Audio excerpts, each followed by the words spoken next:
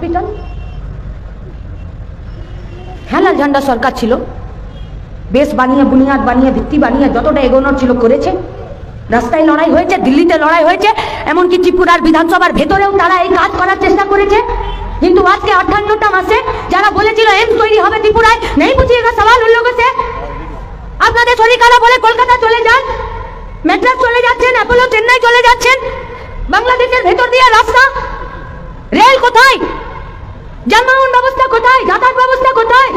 যাতায়াত ব্যবস্থা তাকে বলে নাকি 1,500 টাকা নিজের পকেটে টাকা খরচা করে একদম হাইস করে এক জায়গা থেকে আরেক জায়গা চলে যাব? না, তাকে তো যাতায়াত ব্যবস্থা বলে না। যখন আমার আপনার পাড়ার গ্রামের বস্তির বুথের আমার ওয়ার্ডের যখন সব থেকে পিছিয়ে পড়া লোকটা সেই যখন নিজের পকেটে নিজের দমে এক জায়গা থেকে আরেক জায়গা যেতে পারবে, সেইটা হলো যাতায়াত ব্যবস্থা। করার কথা ছিল তো লাস্ট 5 বছরের সব কথা কাজ বলতে তো হবে। কি করে হলো?